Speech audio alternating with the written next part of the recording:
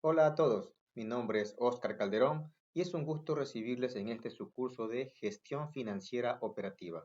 Para esta semana número 3, según nuestra planificación, vamos a revisar los contenidos sobre los entornos de los negocios, sean estos fiscales o financieros, en donde describiremos las formas básicas de organización de los negocios, comprender un poco cuál es el efecto que tienen los impuestos sobre las organizaciones, así como comprender el propósito y sobre todo la composición de los mercados financieros. Así que sin más preámbulos, comencemos.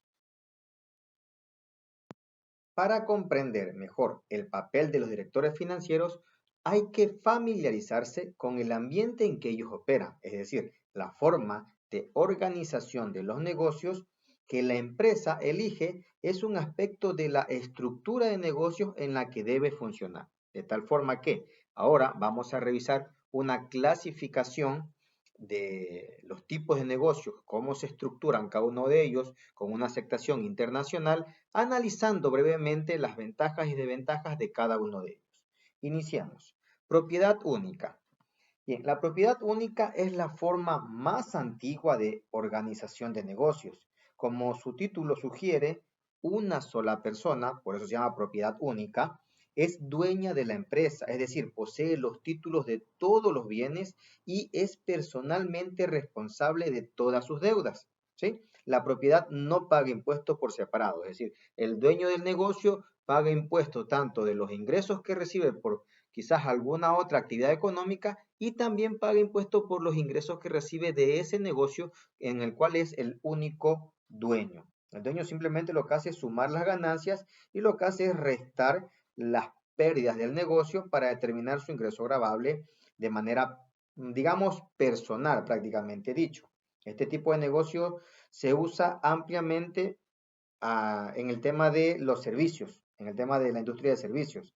Es muy simple, por lo que un solo propietario puede establecerse casi sin complicaciones y con muy pocos gastos. Digamos que una gran virtud de este tipo de negocio de propiedad única es la sencillez con la que se puede realizar, con la que se puede crear y asimismo la sencillez con la que se puede eliminar del mercado. ¿Ok? Entonces, repito, una de las ventajas que podríamos rescatar de lo que hemos mencionado hasta ahora es que una sola persona pues es la dueña de todos los beneficios, de todos los réditos que este negocio brinda en el corto largo plazo, corto, mediano, largo plazo.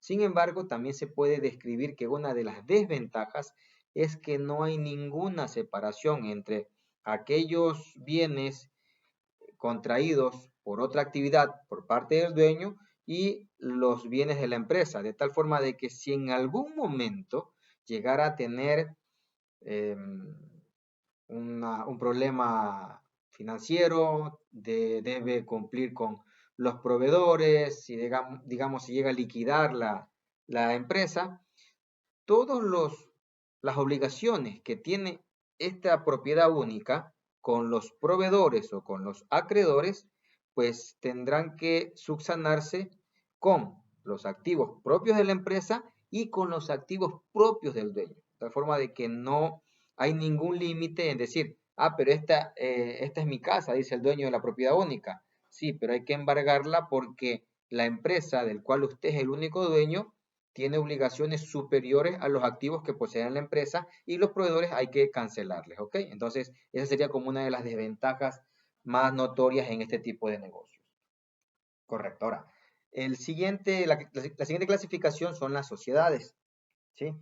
La sociedad es similar a la propiedad única, excepto que aquí hay más de un dueño, ¿sí? Una sociedad, igual que la propiedad única, asimismo no paga impuestos de manera separada, sino que paga impuestos de forma personal y los socios individuales incluyen su parte de las ganancias o pérdidas del negocio como parte de su ingreso gravable, repito, ingreso gravable personal, ¿sí?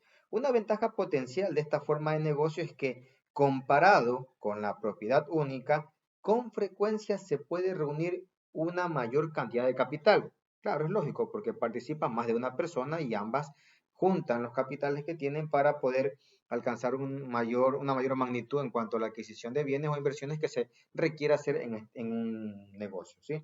Más de un propietario puede contribuir con capital personal y los prestamistas pueden sentirse, digamos, un poco más cómodos de suministrar fondos a una base de inversión un poco más grande. ¿A qué me refiero con esa última parte? A que si un banco va a otorgar dinero para que exista una inversión en una sociedad, para el banco hay un riesgo mucho menor prestarle a un grupo de personas que prestarle a una sola persona. ¿Okay? Entonces, esa sería como una de las ventajas. ¿Correcto? Ahora, hay que rescatar que en estas sociedades se puede subdividir en sociedades en general, que es decir, todos los socios tienen una responsabilidad ilimitada, todos son responsables de manera conjunta de las obligaciones de la sociedad como un todo, ¿sí? Y la otra clasificación es una sociedad, pero esta vez limitada, ¿sí? Aquí los socios limitados, como dice la palabra, contribuyen con capital y tienen una responsabilidad únicamente sobre esa cantidad de capital. ¿Ok? Es decir, sus obligaciones no afectan a sus bienes que son distintos a los que aportaron en esa empresa. Es decir, no pueden perder más de lo que ellos aportaron. Si aportaron con $1,000 y de repente la empresa quiebra, la empresa hay que liquidarla, ellos pierden esos $1,000. Ese es un ejemplo muy sencillo que digamos, es un escenario que puede identificar fácilmente qué significa la parte de sociedad limitada en cuanto a la responsabilidad de los socios. ¿Listo? Ok, vamos con esa parte. Hemos analizado las sociedades. Ahora, las corporaciones. Bueno, aquí hay una gran importancia en esta forma de negocio porque la forma corporativa es una entidad artificial creada por ley. Y relatándoles un poco de historia, en 1819 hubo una decisión muy famosa en el tema o en el ámbito de las corporaciones, en donde el juez Marshall dictaminó que, entre paréntesis, porque se lo voy a decir textual, él menciona que una corporación es un ser artificial, invisible, intangible y existente solo en la observación de la ley.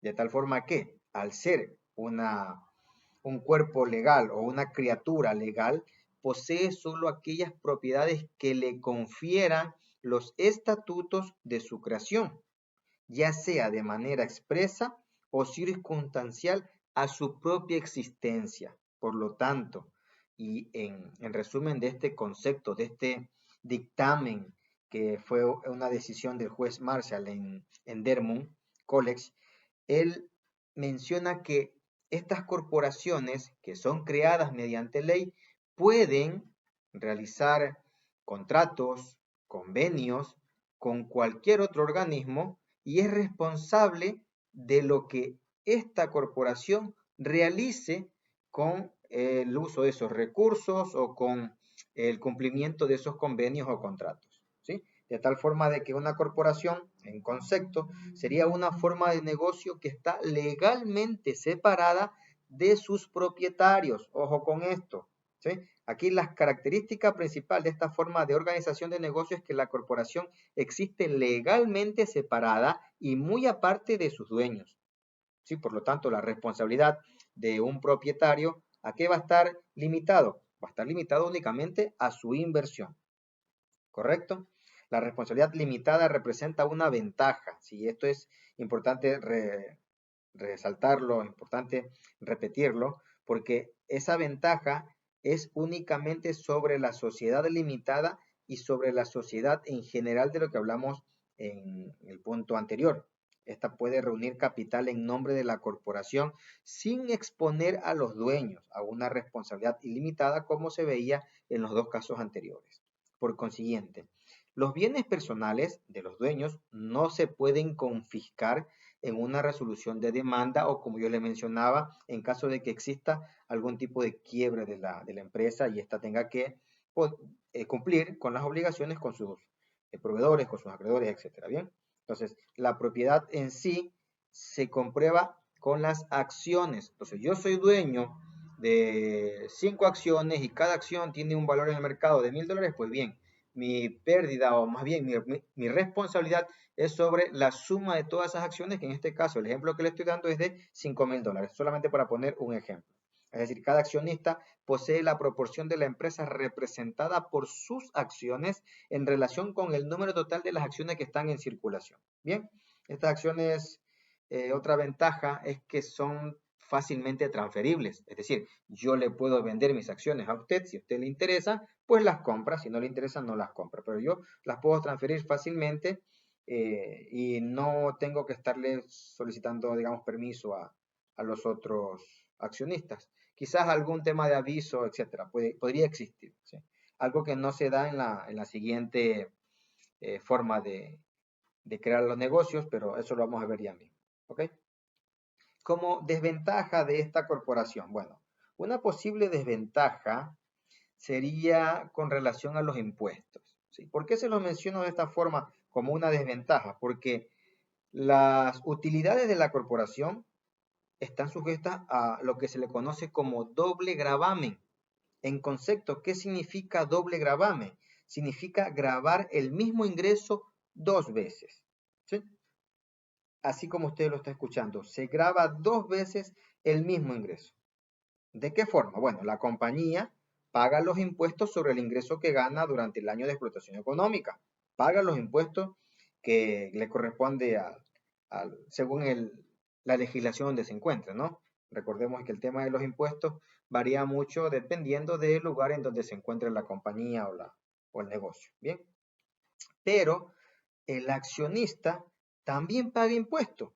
¿Cuándo? Cuando recibe los ingresos en forma de dividendo de efectivo. Es decir, si yo soy accionista de la compañía, uno, cancela impuestos por todos los beneficios, por todas las utilidades, por todos los excesos de liquidez que hubiera presentado durante el año de explotación económica. Pero cuando a mí me llega mi parte de dividendo como accionista, yo debo cancelar otra vez impuestos por ese ingreso. Entonces aquí se cumple lo que dice el concepto de doble gravamen, gravar el mismo ingreso dos veces. Primero lo paga la empresa, la compañía, y luego lo pago yo como accionista al recibir mi dividendo en forma de efectivo. ¿Ok? Esa sería una desventaja y digamos una de las más terribles que siempre están tratando de mejorar esa situación los accionistas con situaciones muy técnicas, las cuales voy a tocar una en la siguiente presentación, en la siguiente lámina, pero de manera muy superficial porque eso se profundiza en los capítulos siguientes de este curso. Entonces, hasta allí con las corporaciones. Ahora, la última, las compañías de responsabilidad limitada. Bien, por concepto, una compañía de responsabilidad limitada es una forma de organización de negocio, digamos, híbrida. ¿Por qué híbrida? Porque combina los mejores aspectos de una corporación y una sociedad. Es decir, proporciona a sus dueños, a los que son los accionistas, ¿no? El estilo corporativo de responsabilidad sobre sus aportaciones, es decir, una responsabilidad personal limitada y también le proporciona a sus dueños el tratamiento de impuestos de una sociedad. ¿Ok? Entonces, este tipo de compañía es en especial adecuada para empresas pequeñas y medianas, compañías de responsabilidad limitada. En general, digamos que no poseen más de dos de las siguientes cuatro características. O sea, hay cuatro, pero por lo general siempre se evidencian dos en cada una de ellas, las cuales pueden ser de forma estándar. Uno, que la responsabilidad es limitada. Dos, que la administración es centralizada. Únicamente hay un grupo de tomadores de decisiones para la empresa. Tres, la vida es ilimitada. O sea, estas corporaciones, como ustedes lo escuchan, digamos ejemplos del mercado, ¿no? La Fabril es una corporación, la favorita. Son corporaciones o son compañías que no mueren porque su fundador, porque su creador o porque el grupo de personas que iniciaron el negocio ya fallecieron o dejaron de estar en ese mercado y simplemente vendieron sus acciones. La vida de la compañía es ilimitada porque cambia de accionistas, cambia de dueño según el interés que el mercado tenga sobre sus acciones. Bien. Y número 4, la capacidad de transferir los intereses de la propiedad sin el previo consentimiento de los otros socios. Es decir, en las corporaciones, si yo quería vender mis acciones, tenía que haber una junta de accionistas, indicar que yo ya me voy a retirar del mercado. Ellos podían decir que si me retiro, que ellos tienen derecho a comprar mis acciones, de repente ellos las quieran comprar a un precio más bajo de lo que yo podría vender en el mercado, etcétera. Entonces, esa era como una limitante en las corporaciones en cuanto a la transferencia de las acciones, ¿no? Pero en la compañía de responsabilidad limitada, no. Simplemente si yo quiero vender mis acciones, las vendo y no tengo que avisarle a nadie. Únicamente el nuevo dueño de las acciones se va a hacer presente en la compañía y dice, aquí está la propiedad de la acción, yo soy el dueño, por lo tanto, ahora las decisiones, parte de las decisiones de la junta de accionistas, estaré yo allí integrándolas, etcétera, ¿no? Así es como se toman las decisiones cuando hay una transferencia de las acciones de una empresa. Bien, la desventaja, sí creo que esa es una de las más importantes.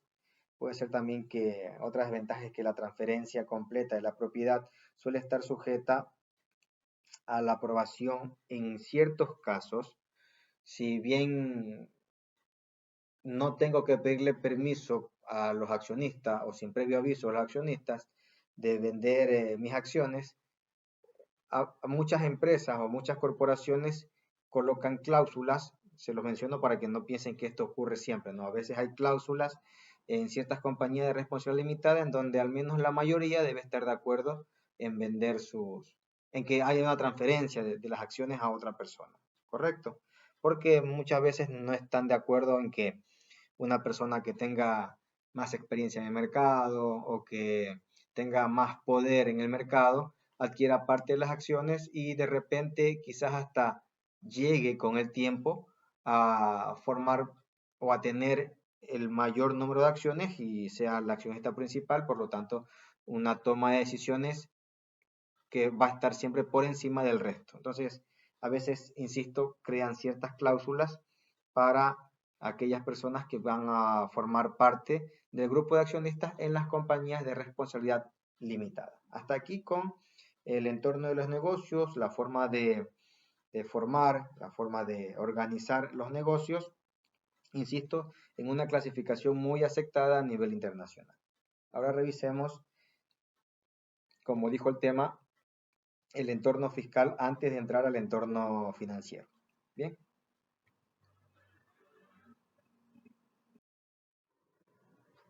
el entorno fiscal. Bueno, primero hay que recordar, que esto ya lo sabemos, pero hay que recordar que todas las decisiones de negocios o todos los negocios en sí se ven afectados de forma directa o de forma indirecta. ¿Por qué? Por las imposiciones, por los impuestos. ¿Sí? Que estos impuestos, ¿quiénes los colocan? Bueno, mediante el poder inquisitivo que tienen los gobiernos. Los gobiernos crean políticas que son, insisto, impositivas, que no es que están esperando si las empresas están de acuerdo o no, son imposiciones que se realizan para obtener recursos de los entes o de las organizaciones que son generadoras de riqueza. ¿Sí? Aquí hay que hacer la aclaración, hay que resaltar nuevamente el concepto de que el gobierno o el Estado en sí no posee recursos más allá de los recursos naturales que pueda distribuir. El principal, o más bien la principal fuente de ingresos que puede tener un gobierno, ¿cuál es? Es la vía impositiva. Es decir, obtener de las empresas, de los negocios, de las compañías, de las corporaciones, recursos para que ellos puedan distribuir en la planificación o en su planificación de el gasto fiscal, del gasto público, etcétera. ¿Ok? Entonces, hago este énfasis resalto esta parte porque se escucha muchas veces, es que el gobierno está regalando tal y cual bien o servicio. No, eso es un error y un error gravísimo. El gobierno no puede regalar nada. ¿Por qué? Porque no tiene recursos. Así de simple.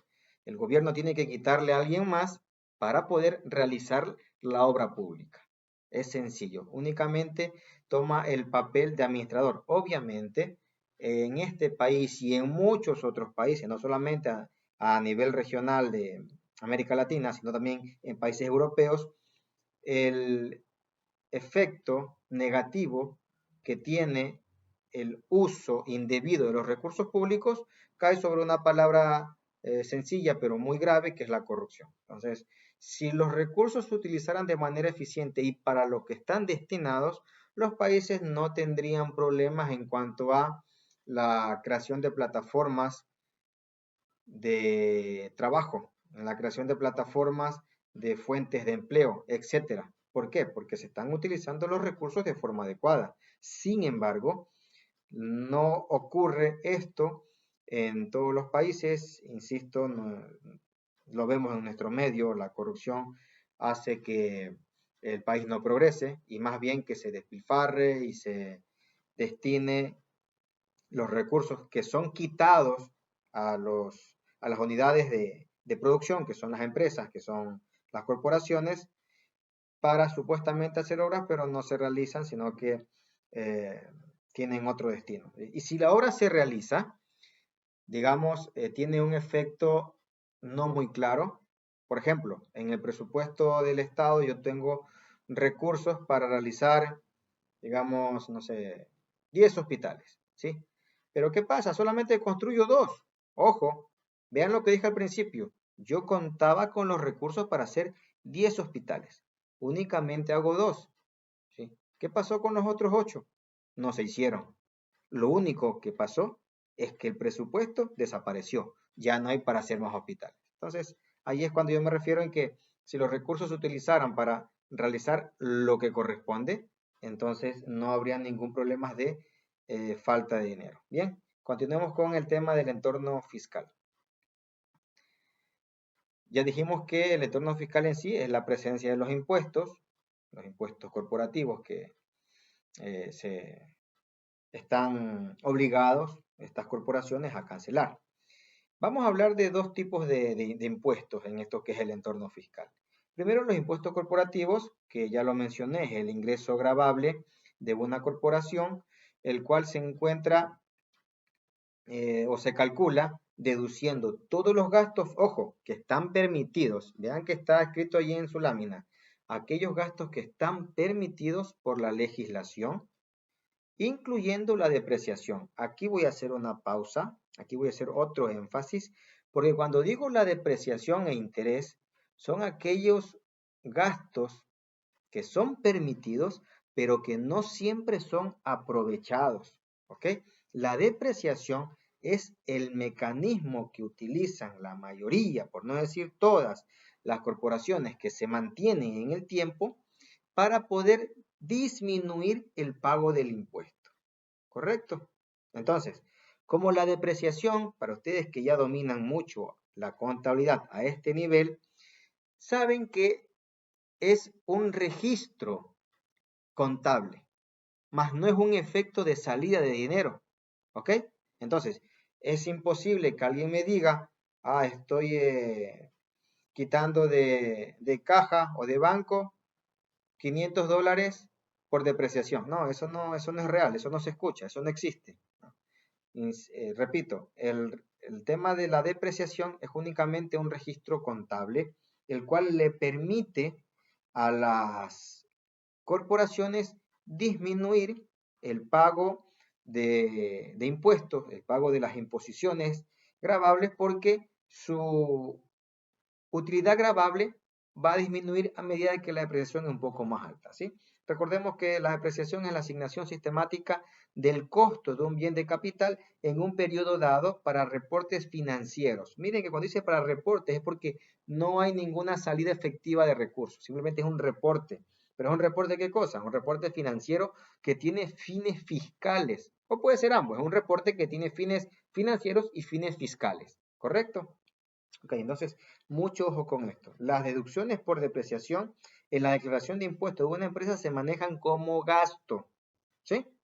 Por lo tanto, aquí ya les recuerdo, cumpliendo este concepto de que se manejan como gastos, es como las corporaciones, mediante la depreciación, disminuyen el ingreso gravable.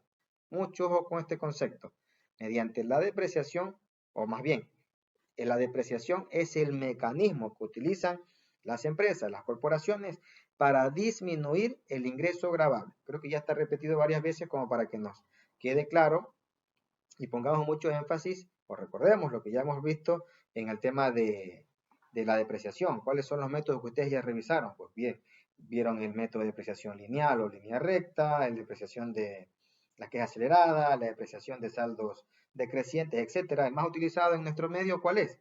La depreciación lineal, el método de depreciación que simplemente lo que hace es asignar gastos de manera equitativa durante la vida útil del bien, durante la vida útil de cada uno de los activos que la empresa está adquiriendo, ¿correcto?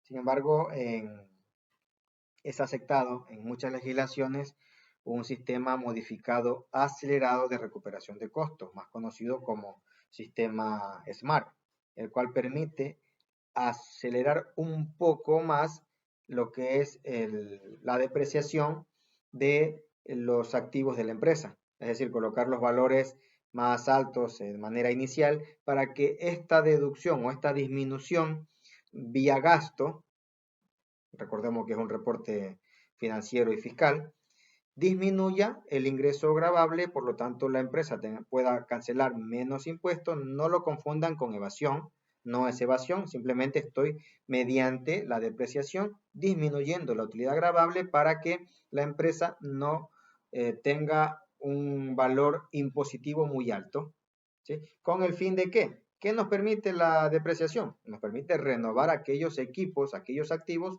que se van consumiendo en el tiempo por el uso, por las unidades producidas, por la vida útil que está acompañada en lo que es la adquisición de cada maquinaria, equipo, etcétera. Bien, entonces quedamos claros con esto de el impuesto corporativo y el mecanismo más utilizado para disminuir este impuesto corporativo que, insisto, es la depreciación. Ahora, hablar rápidamente de los impuestos personales. Bien, cada persona es responsable de los impuestos que perciba y tiene la obligación de la declaración. Aquí hay un triángulo de información entre lo que es el SRI, lo que es el IES y lo que son las empresas en sí, en donde se traslada información entre todas las instituciones para determinar cuáles son los impuestos personales, los pagos impositivos que debe realizar cada persona dependiendo del nivel de ingresos que posea. ¿Ok? Entonces, ¿qué es el impuesto personal? Es el ingreso gravable de una persona que se encuentra deduciendo todos los gastos permitidos. Ojo, aquí también hay que mencionar que cada legislación, cada país tiene diferentes rubros y porcentajes para deducir todos los gastos permitidos. Inclusive cada año se actualiza la tabla con los valores y con los porcentajes para la deducción de estos impuestos personales. Avancemos. Bien, ahora veamos lo que es, una vez finalizado ya lo que es el entorno fiscal, veamos lo que son ahora el entorno financiero. Aquí hay que mencionar que en diferentes puntos de vista o en diferentes grados, todos los negocios operan dentro del sistema financiero. Todos, absolutamente todos. ¿Que consiste en qué? En diversas instituciones y mercados que sirven a las empresas de negocios, los individuos y los gobiernos. Cuando una empresa invierte fondos inactivos temporalmente en valores negociables, tiene contacto directo con los mercados financieros, ¿sí? Y algo más importante, La mayoría de las empresas usan los mercados financieros para ayudar a financiar sus inversiones en bienes, es decir, para poder adquirir bienes que les permitan a ellos trabajar o realizar las operaciones naturales del negocio. ¿Correcto? Entonces, eso es en sí el mercado financiero. Todas las instituciones, insisto, todas las instituciones y procedimientos para reunir a compradores y vendedores de instrumentos financieros. Pero, ¿cuál es su propósito? Bien, el propósito de los mercados financieros es muy sencillo. Un bien financiero se crea solo cuando la inversión de una unidad económica en bienes raíces excede sus ahorros. Es decir, yo no puedo realizar la compra de un bien si me faltan los recursos. ¿Sí? ¿Yo qué tengo que hacer? Acudir a los mercados financieros para poder obtener un financiamiento y allí sí adquirir ese bien. Un bien financiero, por lo tanto, se crea o se financia únicamente cuando puedo conectarme con aquellas personas que tienen exceso de liquidez o tienen unidades superavitarias de liquidez. ¿Ok? Puede ser mediante los ahorros que ellos hagan o quizás ellos hacen inversiones en el mercado financiero. ¿Yo cómo puedo acceder a esos recursos? Puedo solicitar préstamos a bancos o puedo simplemente hacer una emisión, sea de bonos o sea de acciones. Cada uno tiene su diferente proceso, porque inclusive los conceptos son distintos, pero eso se hablará más adelante. Bien, ok. ¿Qué es lo necesario aquí? Obviamente lo necesario es que exista una persona o una institución que esté dispuesta a prestar esos recursos que yo necesito. Si esa persona no está dispuesta a prestar, entonces yo nunca voy a poder obtener el financiamiento. Así de simple. Ahí tiene que haber una interacción entre los deudores y los prestamistas. Allí que interviene también, interviene una tasa de interés que es determinada justamente por este mercado de transacciones, insisto, entre deudores y los prestamistas. Si quiero ver la economía en su conjunto, es decir, la economía completa, yo diría que las unidades con superávit de ahorro, que es lo que estoy colocando allí en pantalla, vean, unidades con superávit de ahorros, es decir, aquellas que poseen ahorro o que sus ahorros exceden su inversión en bienes raíces, ¿qué hacen? Ellos proporcionan liquidez, proporcionan fondos. ¿A quién? A las unidades con déficit de ahorros. Ahí está en pantallas, unidades con déficit de ahorro. ¿Qué son ellas? Son aquellas cuyas inversiones en bienes raíces exceden sus ahorros. Es decir, aquellas, por ejemplo, empresas que necesitan una maquinaria, pero que sus recursos actuales no les permiten adquirir ese bien, esa maquinaria o ese servicio inclusive. ¿Ok? Entonces, ese es el propósito. Voy a unirlos aquí. Ese es el propósito. Vamos a unir con una flecha. El propósito de los mercados financieros es eso. Unir a las unidades superavitarias o que tienen un superávit de ahorro con las unidades que tienen déficit de ahorro. Bien, hasta allí entendido el propósito de estos mercados financieros. Ahora, ¿qué son los intermediarios financieros? Los intermediarios financieros consisten en instituciones financieras, como por ejemplo bancos comerciales, los cuales acabo de colocar allí. ¿Qué son estos bancos comerciales? Bueno, son la fuente, digamos, más importante de fondos para las empresas de negocios en general. Los bancos adquieren depósitos ¿de quiénes? De los clientes, ¿no? Yo soy un cliente de un banco, hago mis depósitos allí en mi cuenta de ahorro, mi cuenta corriente, dependiendo de qué cuenta, de qué tipo de cuenta yo posea, y no me entero qué es lo que el banco hace con mi dinero muchas veces, ¿sí? En la mayoría de las veces. Simplemente yo hago mis depósitos y el banco comercial lo que hace es, después de que tenga su reserva, su encaje bancario, el exceso o lo que no se utilice, que ellos pueden activar varios servicios, ¿no? Como por ejemplo, ahorros a plazo, en donde yo indique, bueno, soy ahorrista, soy un cliente, he recibido una liquidación de un trabajo, sin embargo, tengo otra fuente de ingreso y quiero congelar esos ahorros para que me generen un interés depositados en este banco. Ah, perfecto. Entonces el banco dice, tengo los siguientes plazos y para esos plazos tengo las siguientes tasas. Yo como cliente decido si estoy de acuerdo o no y lo que hago es depositar ese recurso en el banco y decirle, lo voy a colocar a 1 año, a 2 años, a 5 años plazos. Y el interés, aparte de considerar el plazo, también va a estar en función del monto, de la cantidad con la que yo estoy ahorrando. Por lo tanto, insisto, dentro de los intermediarios financieros están los bancos comerciales que son la fuente más importante de fondos para las empresas. Además de los bancos comerciales también están las compañías de seguros.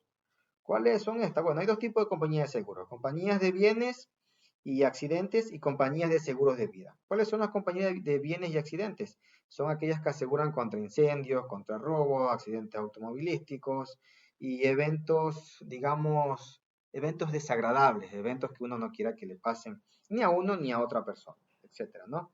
También están las compañías de seguros de vida. Ellos que aseguran, bueno, como dice el concepto, ¿no? Aseguran contra la pérdida de la vida, puesto que hay una diferente tasa de mortalidad dependiendo de los lugares en donde se adquieran las pólizas de seguro. Hay países, hay ciudades con mayor riesgo que otras y por lo tanto las pólizas van variando dependiendo de, uno, donde se sitúe la persona que va a adquirir el seguro y otro, donde se vincula la actividad que realiza el, la persona que adquiere el seguro. Entonces, no es el mismo seguro para una persona que trabaja dentro de un banco que para un corredor de motocross, de carreras de motos, de autos, ¿no? Entonces, el seguro tiene que ver también, medir en función al riesgo, cuáles son las condiciones que afectan a la póliza de seguro. Obviamente, el riesgo tiene mucho que decir en cuanto a lo que son las pólizas. Bien. Otro también son, otros intermediarios financieros son los fondos de pensión u otros fondos, ¿no? ¿Para qué? Para el retiro que se han establecido, suministrar ingresos a los individuos cuando ya dejen de elaborar, cuando ya su actividad económica cese, sea por los años, sea básicamente por los años y por las aportaciones que realizan nuestros medios, así, se miden los años y se miden el nivel de aportaciones y en base a ese histórico ya una persona puede jubilarse y eso crea lo que es la facilidad o la accesibilidad a un fondo de pensiones, ¿correcto? Ahora bien, dentro del mercado financiero, más bien dentro del entorno financiero también está lo que se le conoce como agentes financieros. Bien, hay ciertas instituciones financieras que realizan una función, digamos, eh, un poco necesaria para el entorno financiero. ¿A qué me refiero? Cuando los agentes, cuando los- las personas que intervienen como agentes financieros reúnen a las partes, es decir, a los que necesitan dinero con los que tienen ahorros, no están realizando una función de préstamo directa, sino que actúan como intermediarios, simplemente. Llámese a esta, por ejemplo, las bolsas de valores, ¿sí? Estas bolsas de valores, ¿qué función realizan? Lo que hacen es visibilizar un negocio a nivel internacional, es decir, que todo el mundo lo vea para que los accionistas, para que los inversionistas analicen la información que esta empresa ha depositado en la bolsa de valores y decida invertir sus recursos en este negocio o en este tipo de negocio. Bien, entonces eso se refiere a los agentes financieros. Hay dos tipos. Uno es la banca de inversión, que es una intermediaria implicada en la venta de acciones y valores, digamos, corporativos. Es una institución financiera que suscribe, es decir, que compra a un precio fijo eh, nuevos valores para su reventa. Eso es lo que hace una banca de inversión de manera muy, muy general. Bien. También está la banca hipotecaria, que está dedicada a adquirir y colocar hipotecas, así como su nombre lo dice. Estas hipotecas provienen directamente de individuos o inclusive de negocios o con mayor frecuencia de los constructores, porque es a nivel hipotecario, ¿no? Constructores y agentes de bienes raíces. ¿Ok?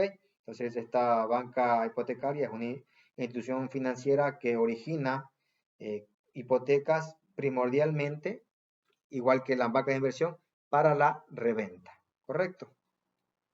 Ahora, dentro de los mercados financieros existen dos tipos de mercados: el mercado de dinero y el mercado de capitales. Bien, para el mercado de dinero, y el mercado de capitales. Correcto. Ahí están en pantalla: mercado de dinero, mercado de capitales. El primero, de manera muy rápida, el mercado de dinero es aquel que se dedica a la compra y venta de valores del gobierno a corto plazo. Ese es el mercado de dinero. Y el mercado de capitales es aquel que, digamos, maneja deuda a plazo relativamente largo, y también los instrumentos financieros, asimismo, en un plazo mediano y largo. Son los mercados de capitales. Pero dentro de estos mercados de capitales, de mercado de dinero y mercado de capital, encontramos a los mercados primarios y a los mercados secundarios. ¿Qué son los mercados primarios? Aquí hay una descripción que los identifica y los señala, marca su diferencia de manera muy, muy clara. La primera es que el mercado primario es el mercado en donde se realizan nuevas emisiones, es decir, se crean nuevas acciones para que sean negociadas dentro del mercado financiero, dentro del mercado de dinero, dentro del mercado de capital. ¿Ok? Esa es la característica primordial y que diferencia a los mercados primarios. Repito, es donde se crean nuevas emisiones, nuevas acciones, nuevos valores financieros, etc. ¿Correcto? Y el mercado secundario es aquel, en cambio, en donde las emisiones son las que ya existen en el mercado. Un ejemplo: el mercado, para que se entienda mejor, el mercado primario emite un número de acciones, ¿sí? Pero cuando estas ya comienzan a circular en el mercado, allí interviene el mercado secundario, en donde esas acciones que ya fueron emitidas por el mercado primario comienzan a circular de poseedor, de dueño, de nuevo accionista, ¿sí? El mercado financiero secundario, a pesar de que tiene un nombre que dice secundario, es muy importante. ¿Por qué? Porque en este mercado secundario, los valores a largo plazo, que comprenden los intercambios organizados y el mercado extrabursátil, hacen que aumente la liquidez de los bienes financieros, y con ello, mucho ojo con esto, y con ello mejora el mercado primario para los valores a largo plazo. Entonces, no es que el nombre que lo identifica como un mercado no muy importante, no, el mercado secundario es muy importante porque, insisto, le da mayor liquidez a los bienes del mercado primario. Hasta allí con esas diferencias muy claras. Hay muchos conceptos, sí, por supuesto que hay muchos conceptos que pueden revisar. Sin embargo, este es un condensado que muestra de manera sencilla el entorno financiero, su propósito y cómo está compuesto en su totalidad. ¿Ok? Reforzar los conocimientos que hemos visto hasta ahora, me refiero a los conceptos, a los ejemplos. Ahí tienen un taller para realizar según las descripciones en su aula virtual.